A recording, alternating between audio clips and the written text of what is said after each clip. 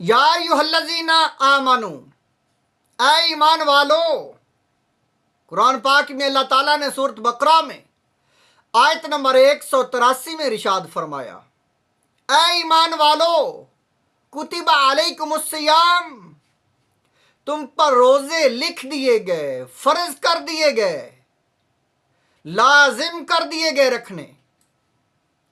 روزہ شعبان کی 10 تاریخ کو فرض ہوا۔ 10 شعبان کو اللہ تعالیٰ نے امت محمدیہ پر روزہ فرض کیا، تو اللہ تعالیٰ نے حکم دیا ہے ایمان والو، تم پر روزے فرض کر دیے گئے، کما کتب علی الذین من قبلکم، ایسے ہی فرض کیے، کما جیسے، علی الذین من قبلکم، تم سے پہلے لوگوں پر فرض کیے گئے تھے۔ پہلی امتیں آدم علیہ السلام سے عیسیٰ علیہ السلام تک لوگ روزہ رکھتے آئے، پہلی امتوں پر روزہ فرض تھا، ان کی فرضیت مختلف تھی۔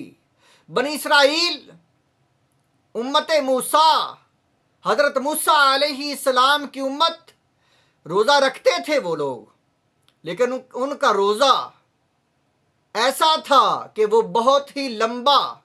جب افطار کرتے تو حکم تھا کھاؤ پیو، جب سو جاتے تو وہ پھر آگے جو ہے ان کا روزہ رکھا جاتا۔ یعنی مطلب یہ ہے کہ افطاری کے وقت انسان کھاتا تھا، تو جب تک وہ بیدار ہے، جاگ رہا ہے، وہ کھاتا رہتا، جب سو جاتا تو اگلا روزہ شروع ہو جاتا۔ یعنی ایسے روزے تھے ان کے۔ یہ امت محمدیہ ہے جن پر اللہ تعالیٰ نے احسان فرمایا، حکم دیا کہ اگر تم سو گئے تو دوبارہ اٹھ کر روزہ رکھ لینا فجر کی اذان سے پہلے پہلے۔ اس امت پر روزے اسی طرح فرض تھے جس طرح ان پر فرض کیے گئے تھے، یہ بعد میں آسانی عطا کی گئی۔ تو اللہ تعالیٰ نے فرمایا، اے لوگو، اے ایمان والو، تم پر روزے فرض کر دیے گئے ہیں۔ تو روزے کی فرضیت جو ہے 10 شعبان 2 ہجری کو ہوئی۔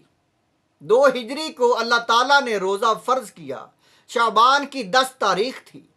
تو اللہ تعالیٰ نے فرمایا، اے ایمان والو، پہلے لوگوں پر بھی فرض تھے، تم پر بھی فرض کیے گئے ہیں، تم بھی روزہ رکھو۔ ویسے ہی روزہ رکھتے تھے لوگ جیسے پہلے لوگ رکھتے تھے۔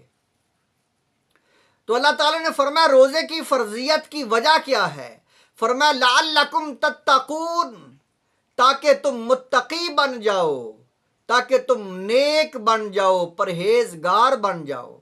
یہ وجہ ہے روزہ کی، روزے کو فرض کرنے کی، روزہ رکھنے کی وجہ یہ ہے کہ انسان متقی بن جائے، اس میں پارسائی آ جائے، تقوی پیدا ہو جائے، اس میں گناہوں سے نفرت، پرہیزگاری ہو جائے اس کے اندر پیدا۔ اس لیے روزہ فرض کیا گیا ہے۔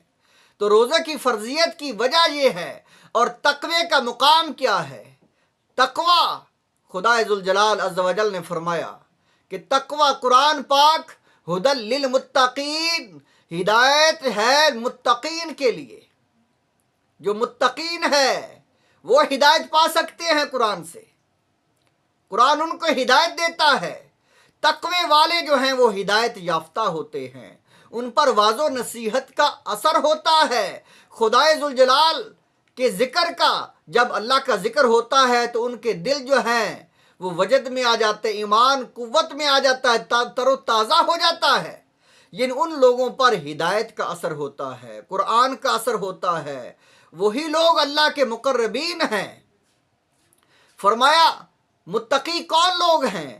الذین یؤمنون بالغیب، وہ لوگ متقی ہیں جو ایسے ایمان والے، وہ لوگ یؤمنون جو ایمان رکھتے ہیں، بالغیب، غیب پر ایمان رکھتے ہیں، ویقیمون الصلاۃ، اور نماز کو قائم رکھتے ہیں جو لوگ، وہ لوگ متقی ہیں۔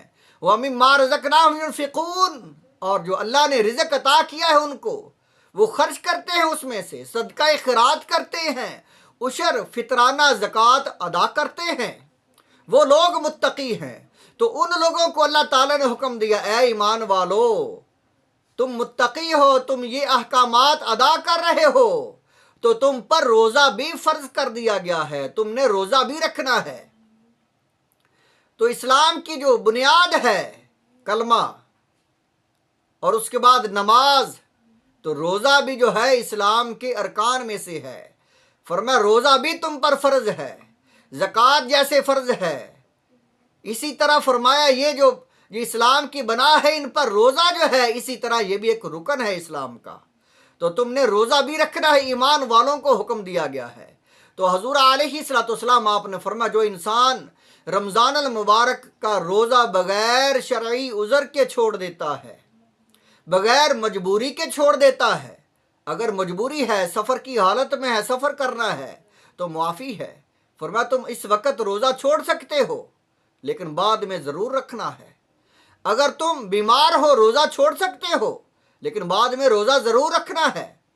لیکن فرمایا اگر انسان بغیر شرعی عذر کے روزہ چھوڑ دیتا ہے تو ساری عمر بھی روزے رکھتے رہے، ساری عمر روزے رکھے، لیکن پھر بھی وہ روزہ جو ہے اس کا مقام وہ حاصل نہیں کر سکتا، وہ جو ادائیگی تھی روزے کی وہ پوری نہیں کر سکتا، کفارہ ادا ہو جائے گا، سارا کچھ ہو سکتا ہے، لیکن رمضان مبارک کا روزہ جو چھوڑ دیا ہے وہ ساری زندگی روزے رکھنے سے بھی اس کا مقام و مرتبہ، اس کا اجر، اس کی فضیلت کو وہ انسان حاصل نہیں کر سکے گا۔